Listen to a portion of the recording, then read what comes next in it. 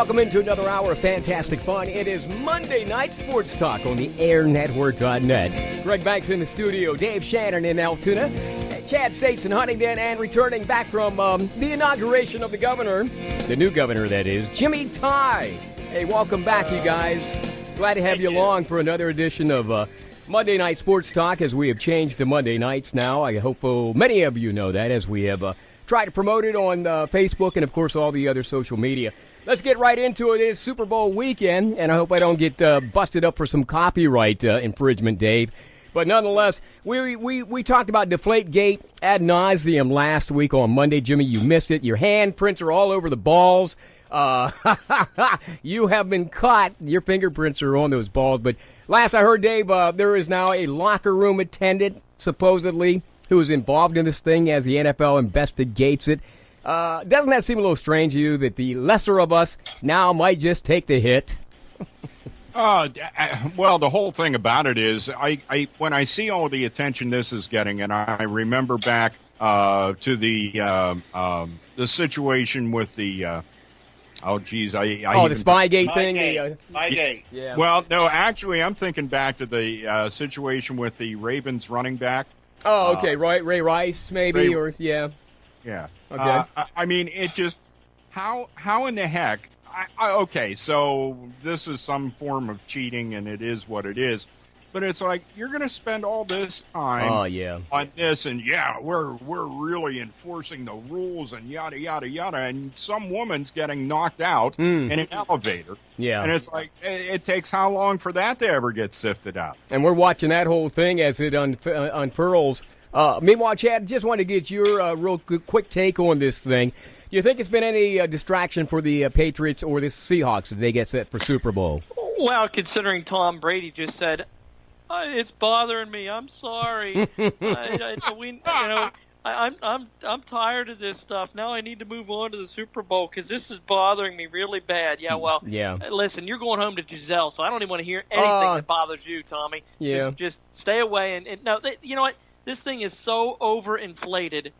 No pun intended. But it is so overinflated at this point that it's a non-factor. Yeah. I mean, do people forget the 1970s and the 1980s whenever Lester Hayes was wearing stick 'em all over clean up to his? Yeah, I mean, you talk about unfair advantages. I don't even want to hear about a football that's 2 PSI off. Yeah. NFL needs to move on. Did you ever hear Lester Hayes talk when he did an interview? Maybe once or twice. He had this speech impediment, and I guess somebody decided they're going to put him on the air one night without knowing that this guy stutters. And so I just recalled that because I watched an old video the other day of Lester Hayes. He had stick 'em all over his socks, all over his pants. He went to give a ball back one time. They had to pry it out of his God-forgiven hands because they couldn't get all the stickum off of him. Hey, but Jimmy, anyhow, your quick take on the Deflategate thing, and we'll let it go. You think it's been a distraction, and is it one of those things we really need to know? I don't really care who did it. It's done. I don't think the Seahawks really care. Like Richard Sherman said, the NFL is not going to do anything to the Patriots. Robert Kraft, Goodell are like best buddies. They have parties together. Mm-hmm. So I really don't think it's affecting the Seahawks. If anything, it's going to motivate the Patriots. Yeah, they're going to motivate them. They're going to run the score up. I got a feeling they're just going to run this score up, man, on Sunday. Jeez. But I really don't think it's affecting the Seahawks. Okay. All right. Well, enough of the Deflategate. Let's move on to the Super Bowl. I'm looking at some of the weapons that they have. Gronk, Edelman, of course, Brady. Now, that's just the Patriots, okay? And then you got Blunt in the backfield. Dave, tell me a little bit about this upcoming game. Do you think it's kind of a mismatch when we really, truly look at it? Actually, it's not a bad matchup. I think you've got a defense that in Seattle that a lot of people want to a degree, overlook. Mm-hmm. And you know how well they played in the end there against Green Bay. Yeah. I mean, second half against Green Bay. What a half for that defense of Seattle. And you put that into play, and I think they got a shot. I think the Seahawks have a shot, and it'll be a closer game maybe than some are suspecting. Yeah. Just because, the same motivation maybe that the Patriots are getting from the situation about cheating. Yeah. Well, maybe that's that the Seahawks will be playing with the same kind of fervor because they're being short-sold as far as their defense and their team goes. So maybe they're going to be pretty motivated here on Sunday as well. Chad, when you look at this matchup, though, when you go mano a mano on Gronk, man, is there anybody who's going to be able to stop that guy? I mean, he just has the girth, he has the height. I mean, he's just got the hands. Yes, and if there's a team that can do it, it's Seattle. Yeah. Let's not forget, last year, Denver going into the Super Bowl was the highest scoring offense in NFL history. How'd that work out for him? Yeah, it didn't. And not very well at all. Yes, because Cam Chancellor, if you hear a lot about Cam Chancellor on Sunday, things are not going to go well for New England. Really? Okay. Cam Chancellor has the ability. He's a big safety, big, fast. Yeah. This is a guy that jumped over the offensive line here a couple of weeks ago to try to block field goals twice. This guy is a house. He has every bit the ability to be able to take Gronk out of that football game. Yeah. On the flip side, if you hear the name of Jamie Collins a lot coming from New England, trouble's going to be for Seattle. Seattle's going to have to win this on the ground. Yeah. And I think they actually can. But they're going to try this college option stuff that they can run with Russell Wilson and with Marshawn Lynch. If you hear Jamie Collins' name effectively being called on Sunday, Seattle could be in a bit of trouble. Jimmy, you're the fantasy expert here now. You followed us throughout Sports Talk all season with Fantasy League. This is basically a fantasy matchup of all matchups for this season. You think Brady will stay away from Sherman, or you think he'll pepper him this week? I think he'll pepper him because Sherman is injured right now. He has that dislocated, what was it, the elbow? Am I right, Chad? Yeah, I think it was the elbow. Yes, yeah, it was the elbow. So he's going to pepper him to see that mobility. But for Seattle to win, they have to run Marshawn Lynch at least 25 to 30 times. I don't think he minds. I don't think he minds carrying the ball either. No. But on the defensive side, like Chad said, with Gronk, you put Cam Chancellor up there, man. That's going to be a matchup of a hitting matchup right there, man. Yeah. Well, you know who else I don't think is going to mind carrying the ball, Dave, is Blunt. I think he's going to want that pill for 30 times. You know what I mean? He's lucky. Just look at the way LeGarrette Blount's season went. Oh yeah. We talked about that last week. Yeah, playing in Pittsburgh, went to 10. He got thrown off the team, and now he's playing in the Super Bowl starting. Yeah, but, he played for New England last year before he went over to the Steelers, too. Yeah. So, we talked a little bit about the Belichick, perhaps, mentality that, he would bring him back. Just like they seated, what was his name, Gray, who had that fantastic game this year. Jonas Gray. I wouldn't put it past Belichick. If somebody gets an attitude this week, they're going to be sitting out, man. So that's how that thing goes. Now, Sunday, Dave, let's look at it here. There are three kind of, obviously there's three positions that you have when you watch the Super Bowl. You're watching the Patriots because you're a fan. You watch the Seahawks because you're a fan, or you're just going to watch the commercials because you just happen to be a lady who's bringing all the food. She's not interested in football, and she's just going to be at a party. Now, I know that you're going to be watching the game. So what would be your prediction, Dave, first, then Chad, then Jimmy?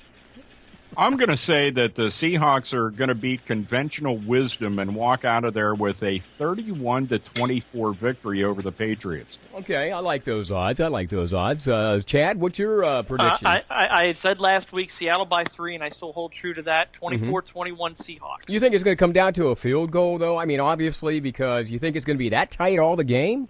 No, I don't think it's going to be that tight. I just think the score is going to be 24-21. Oh, okay. All right, yeah. Jimmy, your prediction on the upcoming Super Bowl? Katy Perry will have a good halftime show. Okay, well, let me ask you this. What is she wearing, a skirt or slacks, or is she going to wear shorts? And I hope it's next to nothing, guys. I don't know about you, but that's what I'm rooting for real. for.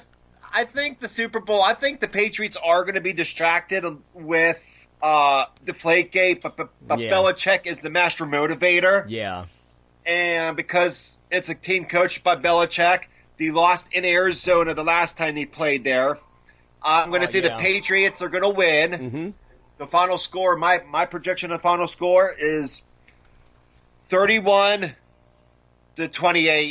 Patriots. Patriots, okay. And I'm going to go with the Patriots, too, just because I think they're going to be so pissed off That, you know what, they're just going to try to jack these guys up, run everything they can at them, and like you said, they've been to Arizona before, and this time they're going to take home the cup. So that's how that ends. The last time the Patriots were in Arizona, it was that David Tariq catch. Okay. Remember that? Mm-hmm. Whenever they were going for the perfect season. That was against the Giants, still in that game? Against the Giants. They were going for the perfect season, 19-0. All right. And then Monday Night Sports Talk on the airnetwork.net. Greg Banks in the studio, Dave Shannon, Altoona, joining us via Skype along with Jimmy Ty, Johnstown, Chad States, in Huntington. Let me ask you this before we kind of wrap up football. There's a couple of schools of thought. Let's start first with Josh Gordon, Cleveland Browns.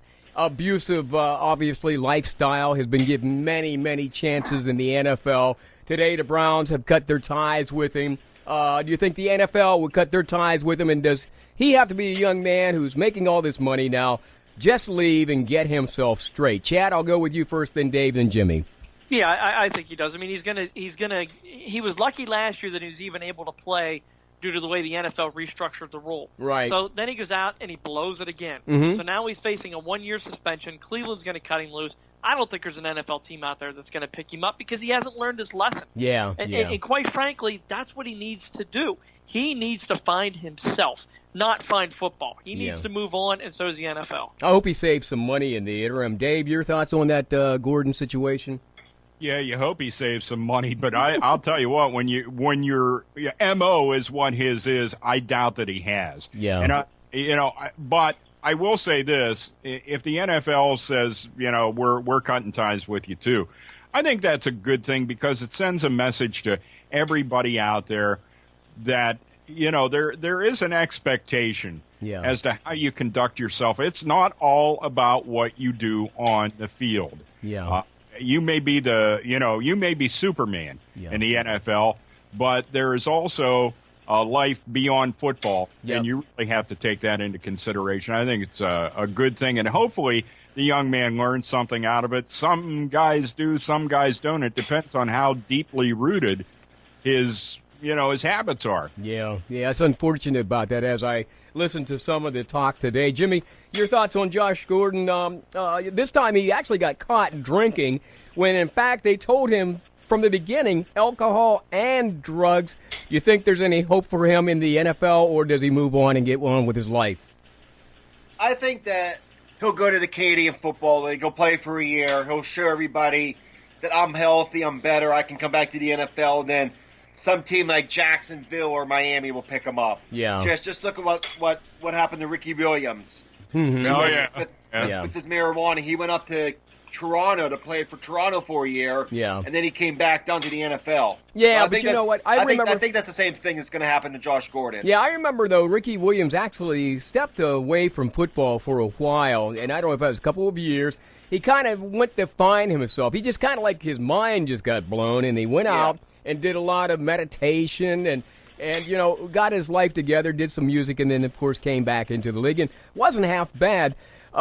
Keeping it on a football tip for the moment as we get ready to wrap up this segment on the airnetwork.net. Monday Night Sports Talk, Dave Shannon, Altoona, Chad States, Huntington, Jimmy Ty in Johnstown, and yours truly, Greg Banks, in the studio. I'm hearing rumors that Troy just might not make it, that the Rooneys just may not bring him back, that they may want to retire him as a Steeler. And there's another thought that Troy probably will leave and play somewhere else for another year and then come back and be retired as a Steeler. Your feelings on that, Chad, and then Jimmy, and then Dave? Well, that's Troy's personal preference. I think the Steelers have always been a team that has got it right when it's time for one of their players to move on. Mm-hmm. And I can remember Greg Lloyd and thinking, oh, my goodness gracious, you just got rid of Greg Lloyd. Well, guess what? Yeah. It was time for Lloyd to go. LaVon Kirkland, it was time for those guys to go. It is time for Troy to go. If Troy wants to give it another shot somewhere else, that's fine. But, he'll come home and he'll retire a Steeler. Let's not forget that Franco Harris went on to play for Seattle for a year and then came back to retire Steelers. So the only guy that I can equate this to is, because I think Troy is beloved, is like Joe Green. If you really think about it, people love Troy just like they did Joe Green. I hate to see the guy ever change his uniform. Jimmy, your thoughts on that? Troy probably, not being re-signed and moving on to another team, perhaps? He had no interceptions, no fumble recovery. See, it was his worst year ever. Yeah. He's getting up there in age at 34, I believe he is. Mm-hmm. He probably wants to play another year or two. He'll sign probably with Arizona, since that's Bruce Arians down there. Mm-hmm. Or in Tennessee with Ken Wisenhunt. But he will come back as a Steeler, and he will retire as a Steeler. Yeah, Dave, do you think like it's because when these guys get to that age, they just don't want to let go, or is it because of the money? I mean, what is that? It's probably a combination. None of us want to admit we're getting older, but at some point our body tells us otherwise. Yeah. And I think Troy went through that a little bit this year. You know, the biggest thing about Troy this year, regardless of all the flashy things he was known for in his time with the Steelers, the thing I was most disappointed in was he did not tackle people the way he was shoulder tackling people. He wasn't wrapping people up, man. Exactly. And I mean, you know, the other stuff is like icing on the cake. I'll take the cake part, which is, you know, you tackle the guy. You got the guy out there in the open one-on-one, you're the winner. But that didn't happen this year. Well, you mentioned that, but I watched Ike Taylor do the same thing, like as if people were going to bounce off of him and fall down. And Get rid of Ike. And then the replacements that came in for those guys actually wrapped these runners up. You know what I mean? Yeah. And that's so I think Troy, may not want to admit, and it may take, we're talking about soul searching here a little bit earlier. Yeah. And that may take some soul searching. It's like, do I want to actually go out and maybe not have it, sit down and really think, am I at that point where I'm just played out? And do I want to not look good in my final years as a player? Well, in the worst case scenario in that whole thing about leaving the Steelers was unfortunately Mike Webster, who went on to play, I think, with Kansas City, but then he had a early Alzheimer and lost his mind and lived in his truck and stuff. I would hope that doesn't happen to either Ike or to Troy, but hey, and I don't believe it'll happen to Troy only because his family is so important to him, if you guys agree on that. All right. Yep. It's the AirNetwork.net Monday night edition of Sports Talk. Greg Banks in the studio, Dave Shannon, Altoona, Jimmy Ty, Johnstown, Chad States, Huntington. Hey, we'll be talking baseball briefly coming up next here on the AirNetwork.net.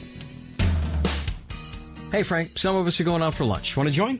No, thanks. I won't be able to make it for a while. My son's heading to a 4-year university this fall, and I'm watching every penny I can to help him with tuition. Yeah, that can be so expensive. My daughter decided to go to Pennsylvania Highlands Community College. She'll earn her associate degree in 2 years before transferring to earn her bachelor's. I'll be able to save thousands by her attending Penn Highlands first. Pennsylvania Highlands, really? My son is stuck on attending a 4-year university right away, far from home. My daughter was the same until I explained to her that she'd end up with the same degree and far less debt. I don't want to see her starting out her adult life with a lot of debt. Penn Highlands just made the most sense. So enjoy lunch. Hey, wait for me. I thought you couldn't afford to eat out. That was before you mentioned Penn Highlands. How do I find out how to get my son enrolled? I'll fill you in over lunch, but start by visiting Pennsylvania Highlands online at pennhighlands.edu.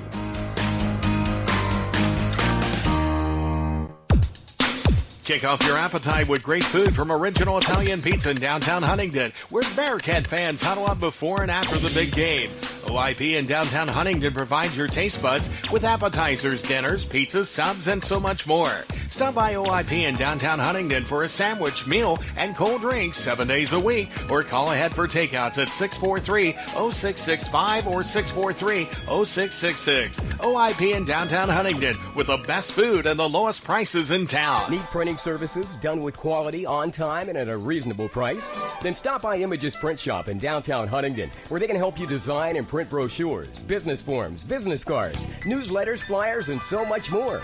Images Print Shop is your hometown print shop and web hosting service dedicated to excellent and quality service at affordable prices. See what Images Print Shop can do for you online at imagesprintshop.com or call us weekdays from 9 a.m. to 3 p.m. at 643-1796. Hey, this is Brenton Miles from the Sunday Morning Drive. We're here every weekend to be an encouragement to help you kickstart your Sunday morning and to kickstart your week with the latest in praise and worship music from all over the world from different artists. And I would love it if you'd come and join me for your drive to church on Sunday. We've got all the latest latest in worship music from artists like John Mark McMillan, Leland, Planet Shakers, Hillsong United, and the list goes on. And I would be thrilled if you join me this Sunday on the Sunday Morning Drive. Join us for the Sunday Morning Drive from 11 a.m. to 1 p.m. exclusively on the airnetwork.net.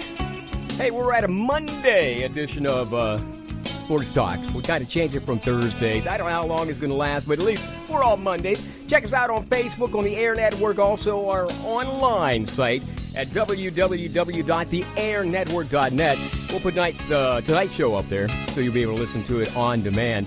Joining me, Dave Shannon, Altoona, Jimmy Ty, Johnstown, Chad States in Huntington. And Chad, I heard you guys got a little bit of snow, a little bit more than we got in the Johnstown region. Yeah, probably about 5 to 6 inches total so far. Okay, well, if you're listening in Boston tonight, cover up. It's coming. Or New York, huh? They're about to get some snow there. I'm glad they're playing the Super Bowl, though, out in Glendale. They should have some good weather, at least, I hope. Hey, Dave. Just think if they would have played the Super Bowl last year. New York, Well, it's a snowstorm, you know? Yeah, and I remember the year they played in Dallas, they actually were threatened with snow, although that's an indoor arena. Just getting in and out of Dallas was treacherous at best. So that happened in Atlanta the one year, too. Oh, that's right, yeah. That's the year the Steelers played in Dallas. Yeah. But, hey, let's talk about springtime stuff. In a couple of weeks, the Pirates will be reporting to camp down in Bradenton. And I was just looking at a story the other day about who signed this year and who hasn't signed.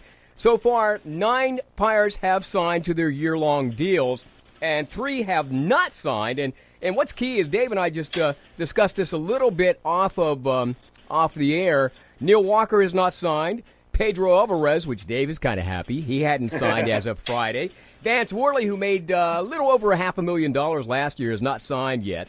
Now, at least they looked at Worley perhaps signing. Neil Walker, though, becomes kind of like trade bait, doesn't he, Dave? I mean, and what would be the reason behind that?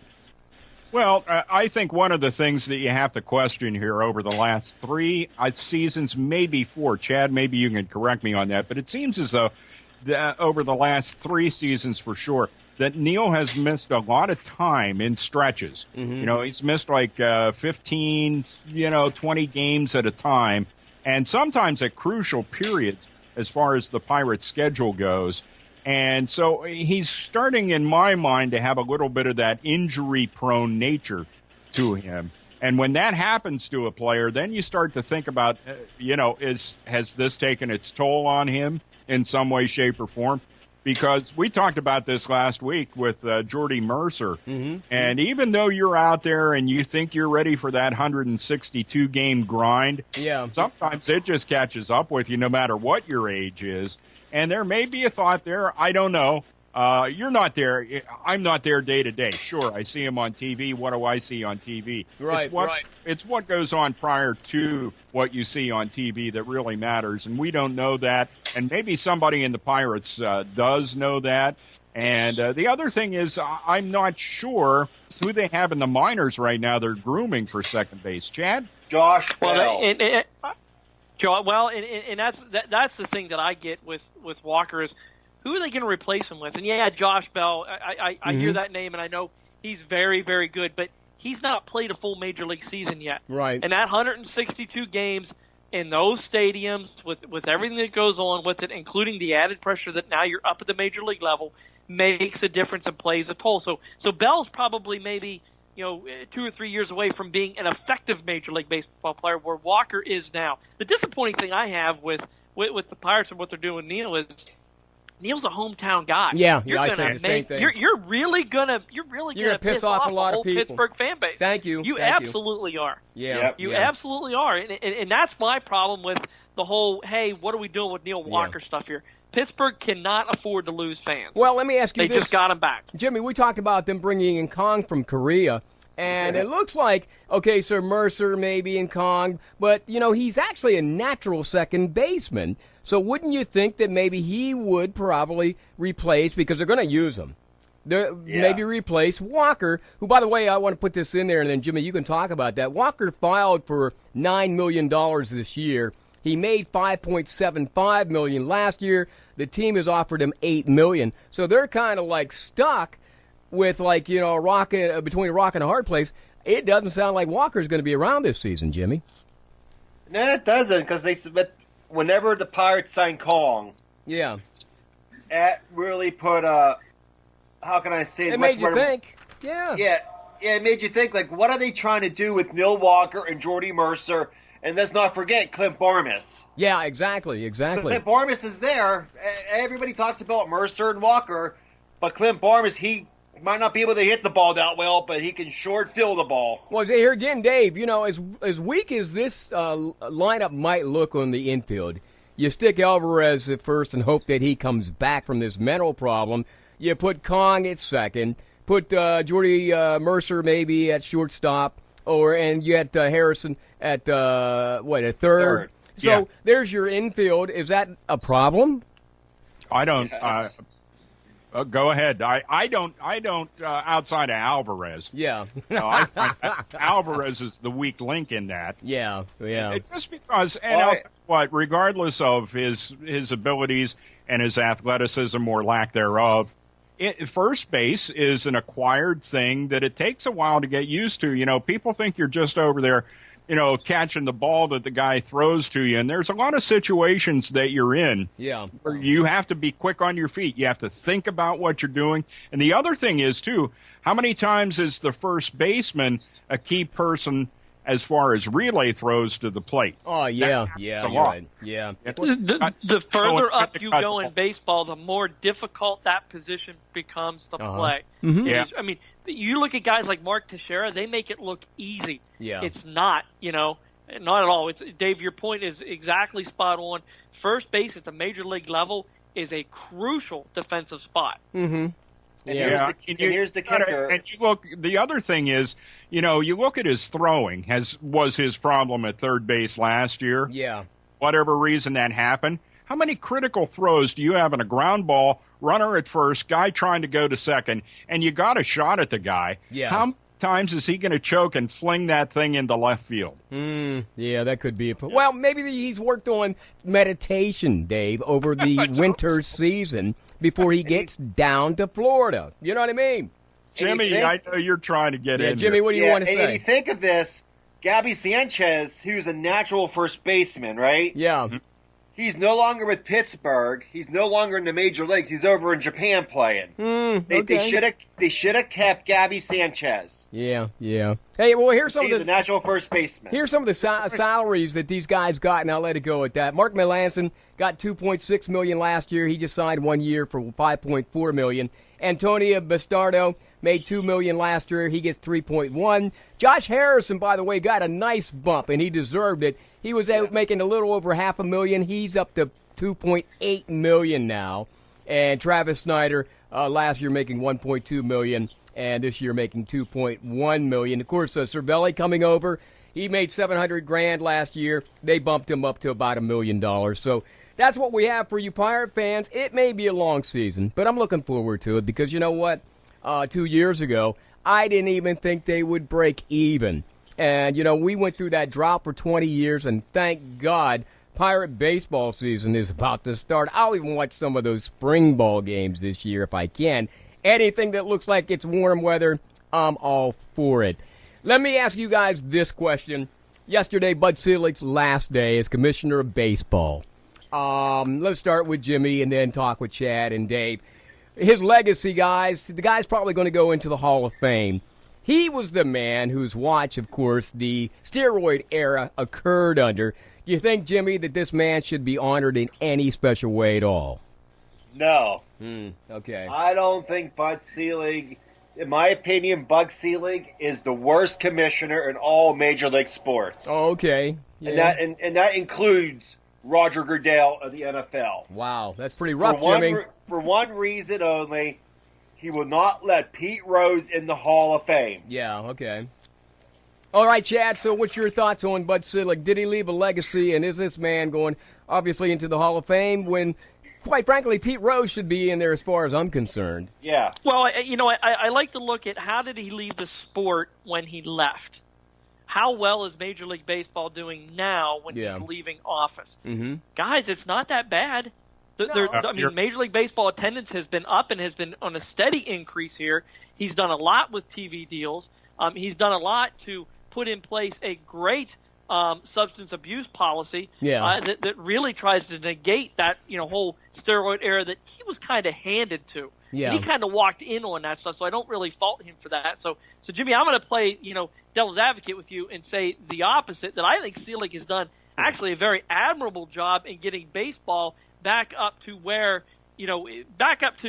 prominence in the United States once again. Well, what's your thoughts, Dave, on that? Because I know they have to be somewhat strong. You've seen and went through that whole steroid thing with McGuire and, of course, the rest of the guys. Sammy Sosa. I mean, it just got sickening. I love to see the ball going out, but I had no idea why it was going out.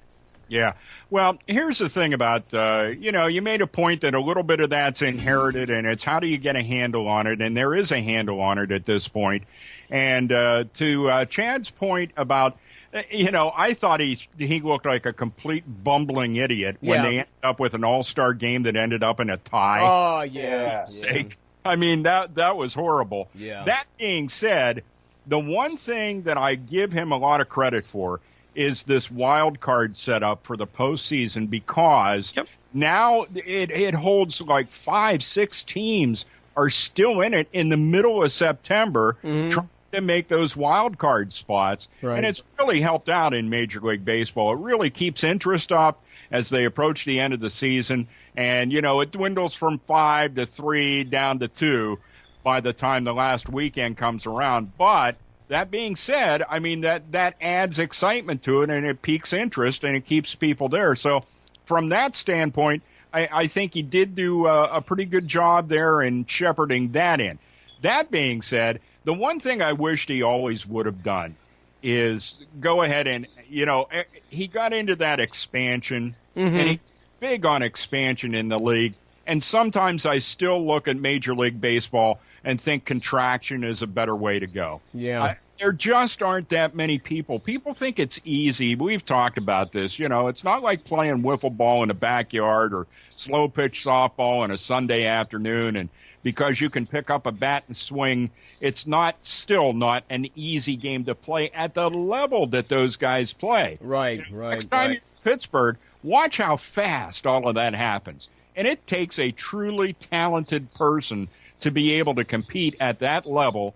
And I just don't think there are enough people that can do that in America, or that they can put on teams to fill as many teams as there are in Major League Baseball. Maybe I'm crazy. I'd like to see it contracted by 2 teams. Let me address something I think you just touched on in the competitiveness and his legacy and some things that he might leave behind.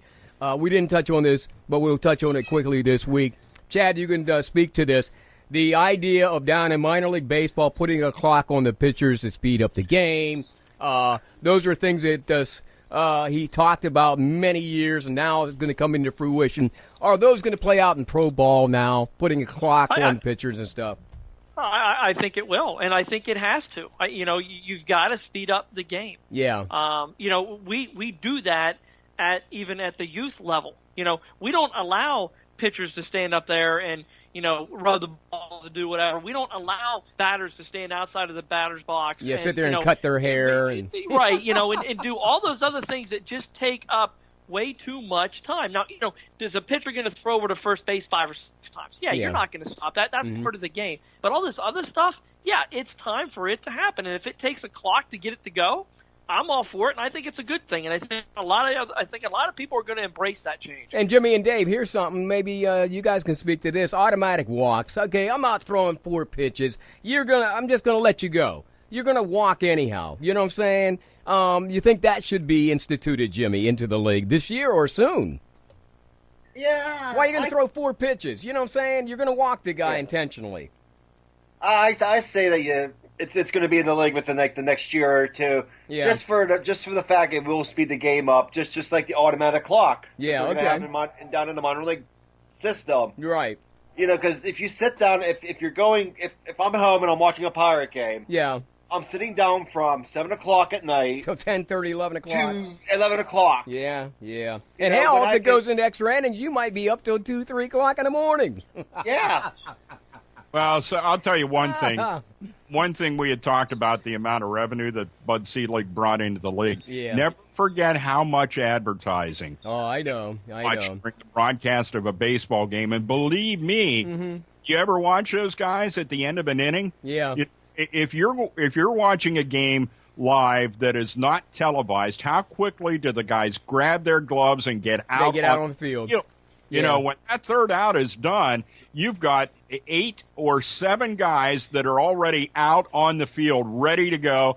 The other team is off the field, and you just see them milling around the dugout. Well, Dave, how long are those breaks now, seriously, on television? When they go to take a break, it seems like it's 5 minutes long, and I know as a baseball player, I couldn't stay out there and warm up for 5 minutes. I want to play. Well, I think the actual length of the commercial breaks, the big breaks, are around 3. Okay. Those are 3-minute breaks that they do in Major League Baseball. Yeah. And I think you got to keep that cut to 2 minutes max. Yeah. That's all the longer those breaks. They want that batter in the batter box as soon as that break is over, ready to swing. Yeah, they need to take the way it used to be. Yeah. They need to take a page out of the NFL's playbook, and that is you have one official on the field every game in the NFL who has the gloves on. The guy with the red glove. I saw him last weekend, man. Yeah. He was. And it's like they look to him, and it's like when he says go, they snap the ball. We should have had that on the game of the week, man. You know what I'm saying? No, we should have actually had some sponsors on the damn game of the week. We'd still be doing it today. Hey, Dave, remind me of when we come back. Let's talk real quick about bogus All-Star games, because you mentioned it, and it just seems to get more bogus as we get more All-Stars, including the Pro Bowl. We'll talk about that and much, much more, including the Penguins and some Penn State wrestling and a whole lot more coming up next on the airnetwork.net. It's Monday Night Sports Talk. Greg Banks in the studio, Dave Shannon, Altoona, Jimmy Ty, Johnstown, and Chad Staines hanging out in Huntington, where it's wintertime if you haven't figured it out yet, Restore the luster of your home or business now by calling Ted's Painting and Drywall at 814-641-0479. Ted's Painting and Drywall does quality exterior and interior painting, staining, faux finishing, trim work, and wall repair. Plus, Ted's Painting and Drywall can remove wallpaper and finish drywall for one room or the whole house. Ted's Painting and Drywall, a licensed contractor offering a 20% discount to seniors and 35% discount to churches. Book your work now at Ted's Painting and Drywall. Call 641-0479.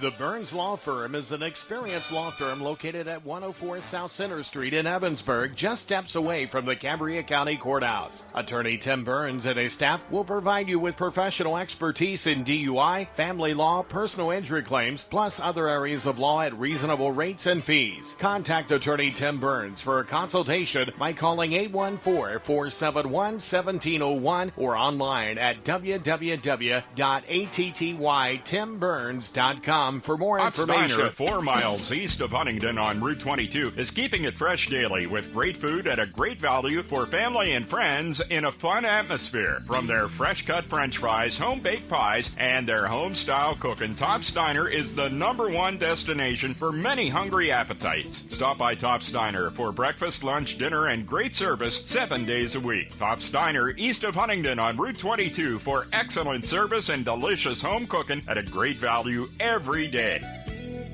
I'm coming home. What does sacrifice mean to you? Is it giving up your time and energy to keep America safe? Is it putting yourself in harm's way to protect our nation's way of life? No? Then maybe it's giving up that third latte to take care of the heroes that do. The VFW makes it easy to help. Just call 1-855-9-HELP-VET. That's 855-9-HELP-VET. The VFW. No one does more for veterans. This message brought to you by the Huntington VFW, Post 1754 on Penn Street. It's Monday Night Sports Talk on the airnetwork.net. I hope we have some high school sports left. I'll talk to Chad States about that as the Huntington Bearcats get ready for district duels in wrestling. Meanwhile, Penguins losing 4 consecutive games. We'll talk to Dave Shannon about that, and Jimmy Ty is joining us live from Johnstown tonight here on the airnetwork.net. Hey, here's my problem, Dave, and I'm glad you reminded me. All these bogus All-Star games now. it's starting to get bogus in baseball. That Pro Bowl, or that semblance thereof yesterday, I only tuned in for a minute, and I could tell right off the bat, when these guys changed divisions and started playing for, this team and that team from a different league, I'm like, oh, this is crap. I'm not even watching that. And then the hockey game. Isn't that enough that they never play together all year? Exactly. Now they're in a completely different division with other guys. It's just like, stop it. That was crazy. And then the hockey thing. It's like, what's going on with that? Why is it not competitive? Nobody's pushing anybody. And I understand the injury factor. But you speak to that first and tell me, am I wrong in thinking maybe we should do away with all these all-star games or what? I tend to agree. I just found no particular purpose in the game. It's great that, obviously any of these leagues have tremendous talent. And probably the most rewarding thing out of the NHL All-Star Weekend was watching the skills competition. Yeah, exactly. On Saturday night, which I got a kick out of. That's sort of like watching the dunking in the NBA. Exactly, the NBA dunking. And how many people watch the home run derby with Major League Baseball? Yeah, so that makes sense. But I didn't see any incentive in that Pro Bowl whatsoever. No, and you didn't see it in the NHL All-Star Game either. I mean, neither one of them had any redeeming value for any fan of the game.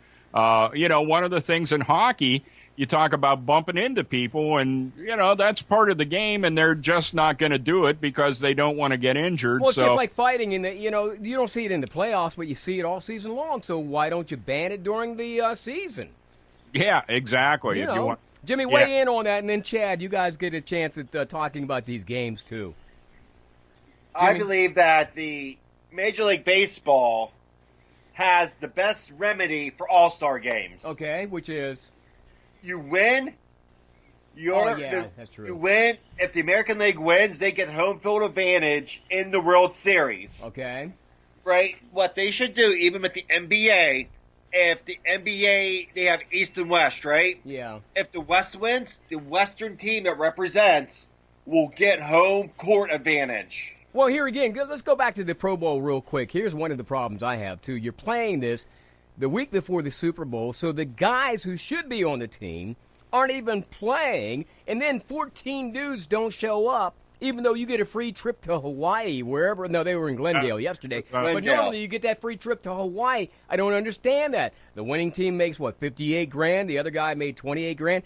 That's an incentive for me to maybe stretch this thing out and run it after the season. Chad, you feel the same way or what?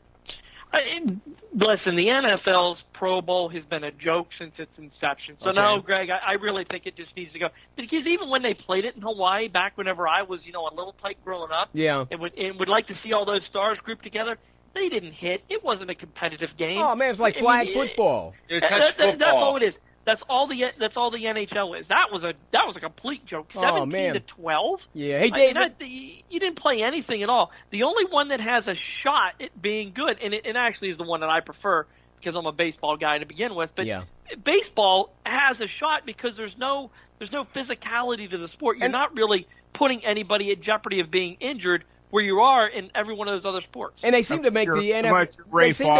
Pete Rose is when he ran into Pete Rose took out Ray Fosse. And they have that incentives. Was exciting. Yeah, they have incentives in Major League Baseball. Hey, Dave, I might be mistaken, but haven't they been trying to pull the plug on this Pro Bowl thing for a couple of years now? Seriously, I understand they've been trying to pull the plug.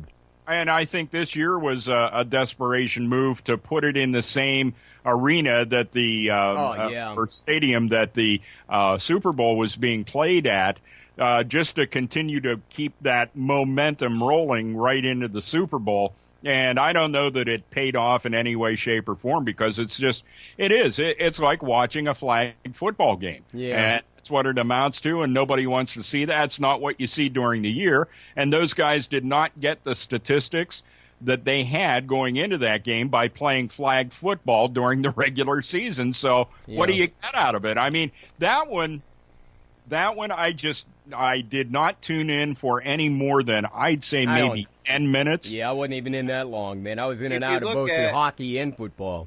Yeah. It was wrong that what the NFL did, Greg. Yeah. Putting that Pro Bowl in Glendale. Yeah. Because if you think of it, you had Green Bay Packer players, Jordy Nelson, Randall Cobb. They were 2 minutes or so away from playing in that stadium for the Super Bowl. Now they have to drive all over Glendale. Yeah. Getting ready for a fake football game. Well, see, I understand Super the marketing Bowl here, Super Bowl there. Yeah, I understand the marketing strategy, though, Jimmy. The reason why they did the Pro Bowl there was obviously to help promote the Super Bowl. So, I mean, I understand that. So, we'll let it go for now. Maybe we'll revisit that at a later date. But, Dave, let me get back to something we talked about earlier. Penguins seem to desperately have a difficult time the last 4 consecutive games. I hope that's not an omen for the rest of the season. Well, we're going to find out quickly right out of the gate. They have back-to-back games here coming up tomorrow night and Wednesday. Yeah. The Wednesday game will be part of an NBC Sports Network doubleheader that's coming up there. Mm-hmm. And they'll be playing the Caps, and that's always a good game. I mean, I still hate the Caps from the previous division setups. And I hate the Caps, hate the Flyers. Oh. I hate anybody on the East Coast, man. Other than the Penguins. But listen, did I hear that Fleury just had they had a baby, and so he got rested, and obviously Malkin got rested, and so did Sid. So basically, you're saying everybody's going to come back full strength now? I mean, how's that going to work out? No, here's the thing. I mean, you got to see what they do here in this first week back, and see if they come back with some vigor, because they just don't seem. They seem lost. And, I've been willing to give Mike Johnston the biggest room that I could possibly give him. Mm-hmm. I'm just wondering if he's the guy for that team. Yeah. I understand all the reasons that they brought him in there. I don't know that he's the right guy for Well, you got to give him a year, though. I mean, at least this year to really evaluate him. It's happened. NHL is one of the most cruel head coach sports. Yeah, they do eat him up and spit him out quickly. Yeah, there's no tolerance normally in the league. And so that, we'll see what happens. The other thing is we have to add in a little bit the injuries that have occurred here. Yeah. First part of the season. And the mumps, too. Yeah. And, you add that up. And I'll tell you what, to me, Sidney Crosby has not been the same since he returned from the mumps. Yeah, it's true. I know it takes a lot out of you. He may not be full strength yet, He kind of acts that way. There are games, and it used to be Sid would come down along the boards and he was seeing the game ahead of where the puck way ahead of where the puck actually was. Yeah. Ask the puck to himself and all kinds of things, and I'm not seeing that out of him here at this point. And it's going to be crucial to see what goes on here right out of the gate. If they do well, then I think there's a good shot. But I'll tell you what, they're playing themselves into a position where they may be on the cusp, or on the bubble, whatever you want to say, come playoff time. Well, just the playing the New York team sometimes seems like, my God, it's a mountain that they just can't get over. And to speak to that, Chad, my hero, one of the guys that you mentioned early in the season, and Dave did too, is Downey, man. He looked fabulous the last couple of games, and he'll take a head off if he has to. Oh, yeah. So, Chad, you can speak to that, and then, Jimmy, you can add something about the Penguins, and then we'll wrap up this segment. Well, I mean, the Penguins are they're going to find themselves. They're going to be all right in the second half here.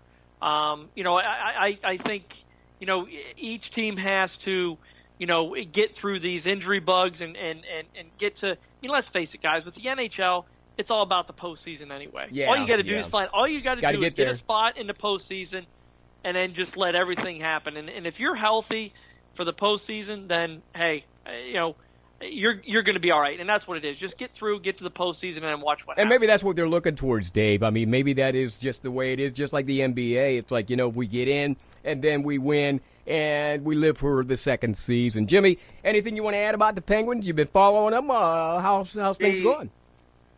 The one thing I can say is in that Philadelphia game, whenever they played the Flyers last Tuesday night, the Flyers went headhunting. Yeah. Yes, they did. I don't care what any Flyer fans out there say, and I have a lot of fun, and I'm friends with some of them. Yeah. I hate them all. I hate their cheesesteaks. Renato went after Chris Letang. Yeah. No doubt. He's gone, and then Malkin gets cut by them, and he's out most of the second period. Yeah. Yep. They wanted to destroy Pittsburgh, and they did. Yeah. And the only reason they won, if you look at that game, Pittsburgh in that overtime was 4-on-3 for 4 minutes of that overtime. Yeah. You know the only reason I like Philadelphia? The reason is they have a black guy that actually can skate. And no, seriously, and he can actually play hockey. And I sent my son Josh, who was a hockey player, even at 38, and a coach in North Carolina, a book probably 10 years ago about slaves who had migrated to Canada that had a league up there. So it's unusual to see black guys on the on skates and on ice with a stick. So I'm surprised when I see that brother playing. I got to admit, because he's one of the very few that I've seen other than these little minor league hockey teams, P.K. Subban. Yeah, I wish the Penguins would trade for P.K. Subban. How about that? Yeah. Yeah, I'd like to get him out of Philadelphia because I hate their cheesesteaks too, man. You know what I'm saying? I hate everything about Philadelphia. I'm sorry, guys. I'm just going off on a rant for a second. It's just yours truly, Greg Banks, in the studio. Dave Shannon in Altoona, Jimmy Ty in Johnstown, and Chad States in Huntington. Chad, listen, real quick, and we can talk among ourselves here. Penn State had a great weekend, even though they got beat by Minnesota, number 2 yesterday. There was a hell of a match, though, yesterday that was almost an upset. Talk about that. Yeah, it was. And, Minnesota brought 3 number 1 ranked wrestlers into that match. Dardanes at 133. Jimmy Gulabon was every bit the aggressor in that match and ended up losing because the ref wasn't calling stall calls on that. But, that's when it could have been flipped one way or the other.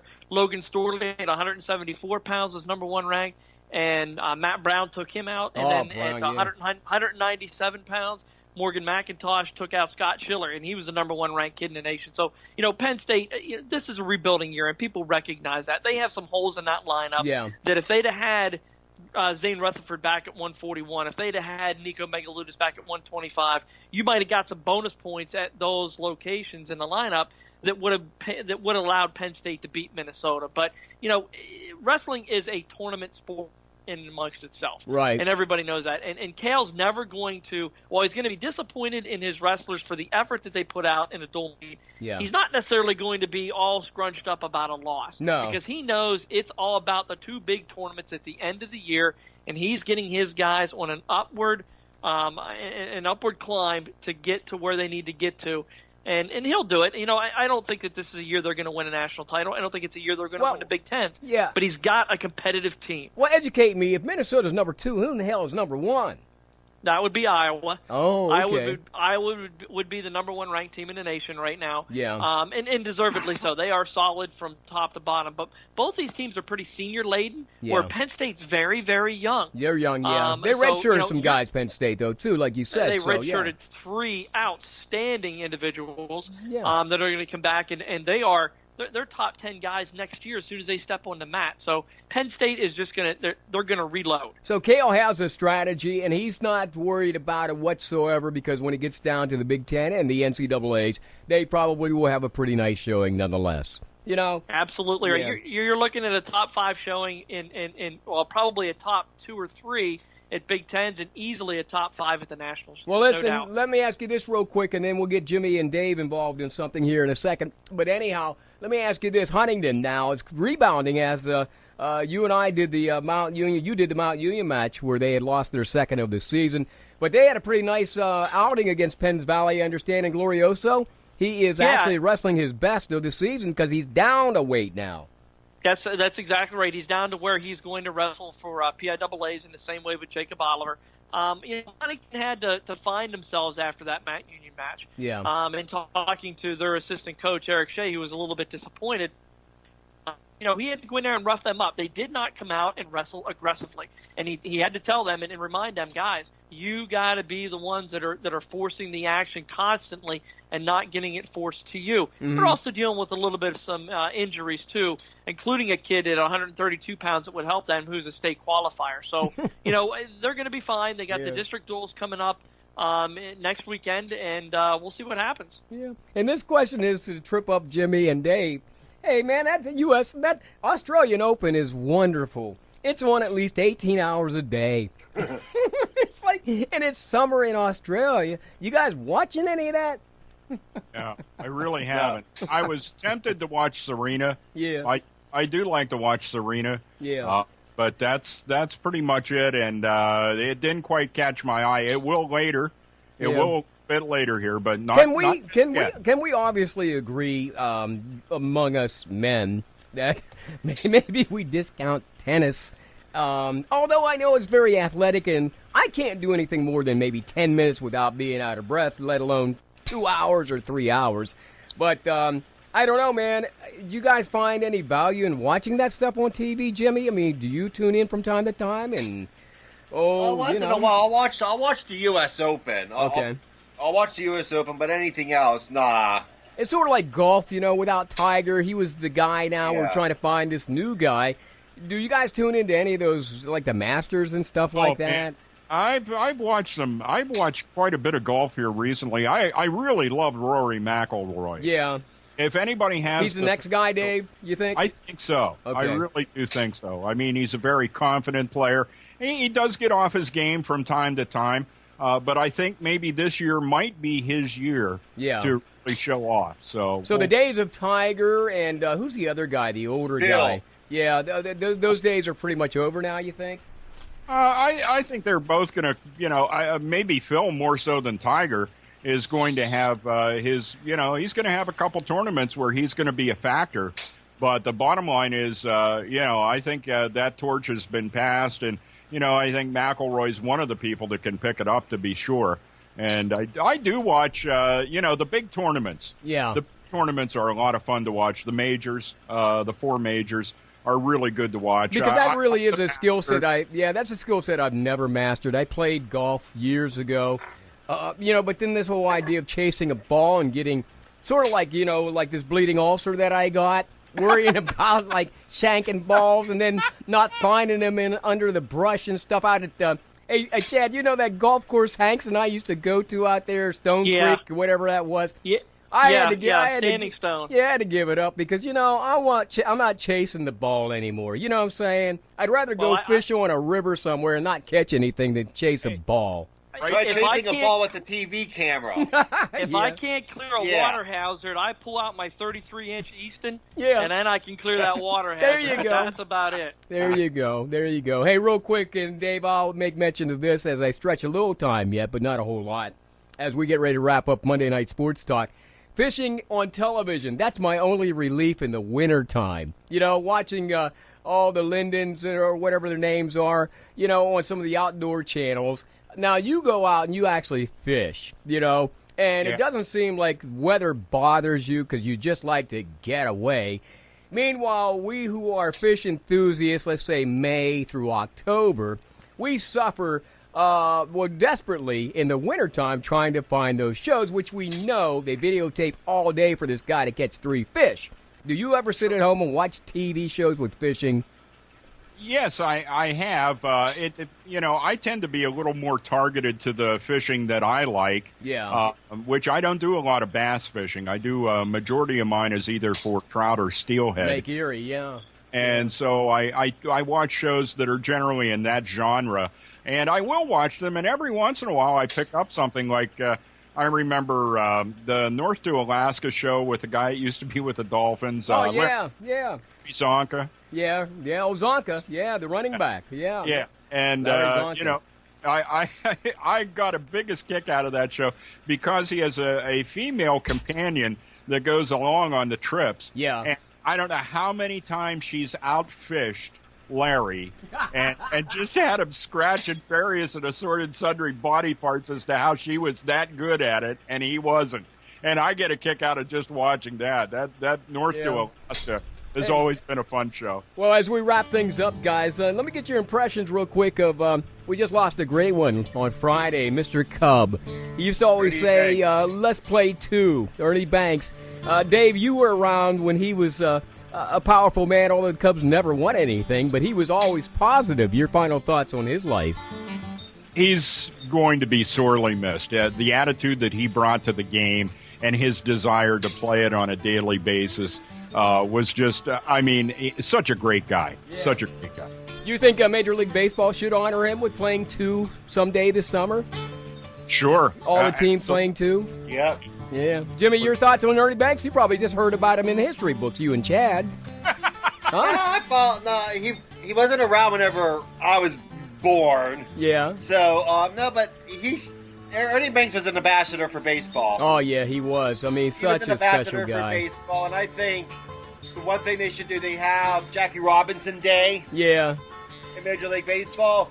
Well, no, they should have Ernie Banks Day. Or just honor him in some special way, huh? Just because his attitude. Every team plays a doubleheader that day, just for Ernie Banks. Chad, you're a baseball coach. You guys going to do anything for Ernie this year? Not that you have to, really. Well, no, but I would. Hey, listen, I'm all for the doubleheader. I think that needs to be played in baseball more. So, to Jimmy's point, let's play 2. I'm good with that. Yeah, my fond thoughts are my mother had me send him a letter to Wrigley Stadium when I was 12 years old, and guess what? He sent me back a letter. And it was probably the most, because my last name is Banks. Somehow I thought that he and I were related. He had no idea who I was. But he at least sent me a letter, so I'll never forget Mr. Cub. Number 14, I believe, was his number, huh? So, anyhow. Hey, guys, thanks for joining me on Sports Talk for Monday night. Let's do it again next Monday night. Maybe we'll do 2, huh? Hey, don't drink up all the beer, man. Save some on Sunday for your friends and neighbors, okay? Thanks. All right, thanks for joining us. Another edition of Sports Talk. Dave Shannon, Altoona, Jimmy Ty, Johnstown, Chad States, in Huntington, and yours truly, Greg Banks, wrapping it up. Check us out online if you want to listen back on demand here on the airnetwork.net. Good night.